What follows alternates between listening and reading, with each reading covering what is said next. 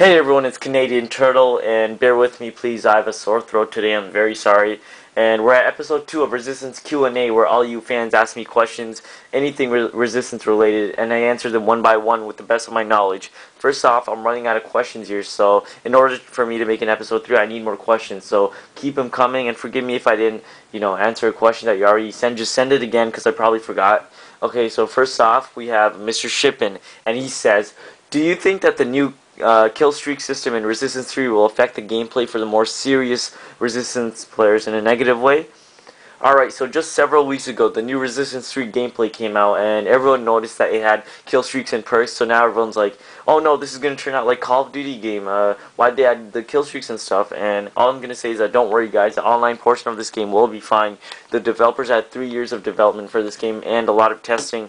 These guys know what they're doing, and the kill streaks in this game are very different from Call of Duty kill streaks. Like, Call of Duty kill streaks can feel very cheap at times because they get you kills. Like, in Resistance, it's different because the kill streaks will help you get kills, but it's not going to guarantee anything.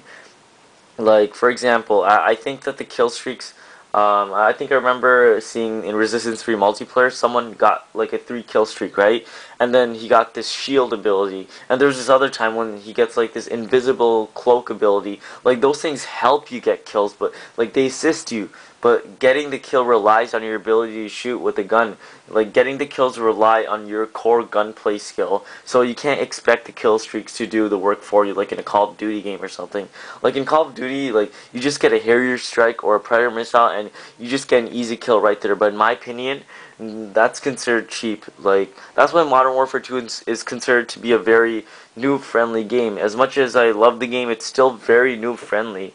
Like, the kill streaks do a chunk of the work for you, and I don't think that's what a shooter game is supposed to be about. Like, a first-person shooter game should rely on your ability to effectively use a gun, and that's what Resistance 3 looks like it's going to do right. Sure, Resistance 3 has kill streaks and perks and all, but that's not going to dumb down the difficulty or anything because the game doesn't have those cheap kill streaks. It still heavily relies on your ability to handle the guns. So I don't think that the kill streaks will do any harm to the game. And from what I've learned and from what I've heard from people who played Resistance 3 beta, they said that the game will not hold your hand while playing. Like, there is no major aim assist like in Call of Duty or anything. Like, you actually have to learn how to aim in order to be a good player. So that's a good thing. And, okay, that's a good question. So now let's move on to the next one. Alright, so our next question is also by Mr. Shippen again. And see what I mean? I'm running out of questions here. You guys gotta help me out here. Okay, so his next question is pretty interesting. He wrote, why do you think the makers of Resistance were so quiet about the third game at first? Like, for example, they put out a Resistance 3 billboard sign one day, and then a year later they released all these trailers. What were they trying to do? Alright, I think this was more of a business plan from Sony. Like, the thing is that, about the Resistance 3 billboard, like, people couldn't tell if it was fake or real, and that left people wondering. And if you remember, during the time the billboard came out, a while later, Sony was announcing all these exclusives like Killzone 3, Twisted Metal for PS3, HD re-releases, and all these other games. And they were releasing new trailers and footage and stuff, and everyone was so overwhelmed to see all these PS3 exclusives to come out, and everyone was so happy to own a PS3. Like, they didn't expect all these amazing software to come out. So, like, the consumers were happy already, so I guess Sony didn't want to announce Resistance 3 yet because they probably felt that it was best to leave it as a surprise. Because if they announced all the games at once, then Sony wouldn't have anything to announce for, like, other game shows like PAX or VGA Awards show. Like, then all the consumers would be like, hey, what happened to Sony this time around? They announced so many great things earlier this year, but now there's nothing new. What's up with that? And plus, I also think that when Insomniac Games made the billboard sign, they probably were still working on the early aspects of Resistance 3. Like, they probably didn't have any footage out yet. Also, I think that the billboard was to tease Resistance fans. Like, when a Resistance fan sees the billboard for the first time, they get very excited. I know I did.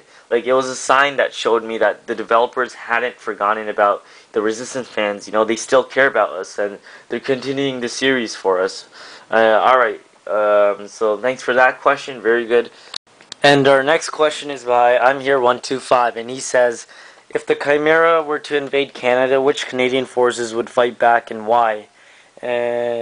in my opinion, I think every military base in Canada would have to fight against the Chimera. Like, it's because the Chimera would be everywhere. They'd be like, they'd have their airships in our skies. They would have a large variety of deadly Chimera on our land, and they would have Chimera in the ocean, like the Kraken. They'd be everywhere, and we'd be outnumbered. So the Royal Canadian Army Force would have like the biggest challenge, because they would have to fight against a huge variety of enemies, like the crawlers, hybrid stalkers, steelheads, Goliaths, and widowmakers, and all that.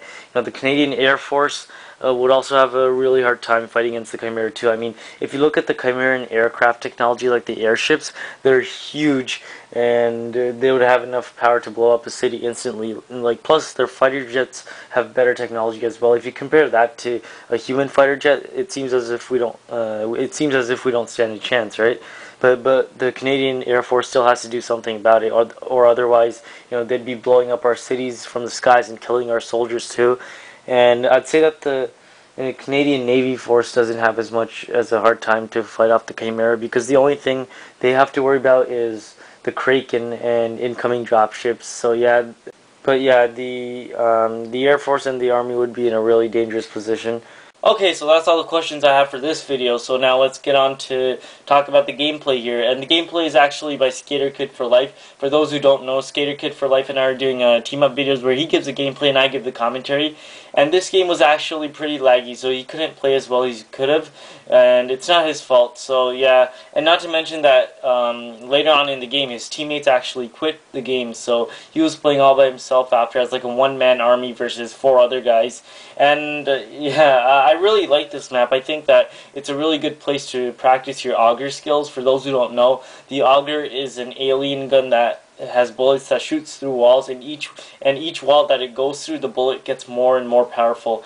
Also, it has secondary fire, which it can generate a shield that can block all kinds of enemy fire, except for auger bullets. And so yeah, this map is really tight cornered, especially if you're in the warehouse indoors. Like, I find it very easy to get kills with the auger. I mean, if someone pops out the door with a carbine and you're in the corner, just whip out the auger shield and fire away. Like, there's so many different rooms in the warehouse that it's easy to find others if you're holding the auger, because all the rooms are pretty small. And just look around with the cursor, and if it turns red, then go closer for a more accurate fire, because you don't really want to shoot someone with an auger from far away. It just doesn't work like that, because the rate of fire is very low, and I think that's why you don't see as many people using the auger in Resistance 1. Is because Resistance 1 is a very fast-paced game. I mean, you really have to keep up with the speed when you're playing online. I mean, this is the kind of shooter where I can safely say you can never let your guard down, and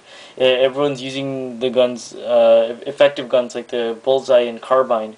Those guns are made for the game, but you don't see that many people holding the auger in their hands for too long, because it doesn't shoot fast enough and the bullets don't travel as fast. So you really have to time your shots and, make sure that you're shooting at the right spot so that the enemies run into the bullets, you know what I mean?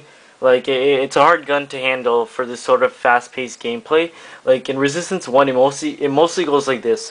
One player is holding a carbine, and the other, another guy comes in and he's using the bullseye or carbine, right? And they just start shooting each other with 100% complete aiming concentration, because if the crosshair or cursor isn't touching your opponent and you miss a few bullets, then you're screwed unless you hide into cover somehow. And I think for those who played Resistance Fall of Man online quite a bit, they'll understand what I'm talking about. Like, it's already challenging enough to play with the standard assault rifles like the bullseye and carbine. Imagine how hard it is to play with the auger, where the rate of fire is slow and the aiming techniques are harder, you know what I mean? Like, it's not a bad gun, obviously. Like, the auger is an amazing, powerful weapon. It just takes a lot of practice to get used to. Like, you really have to learn the timing, and you have to read your opponent's foot placement so that you know which direction they're running into, so you know exactly where to fire in order for the bullet to hit your opponent. And shooting someone through the auger shield or through walls or objects is harder too, because it takes like half a second for the bullet to penetrate through the wall fully. But once you know how to shoot well with the auger, you don't really have to worry about that. It'll just come naturally to you. And alright, so that's all the time I have for this video. Thanks for watching, guys, and see you next time. Don't forget to comment and post new questions. And and tell me what you thought of the auger and resistance follow fan. Did you like using it in online mode? Because I know it was really useful in the campaign, but that changed when you went online, right? So thanks for watching and see you next time.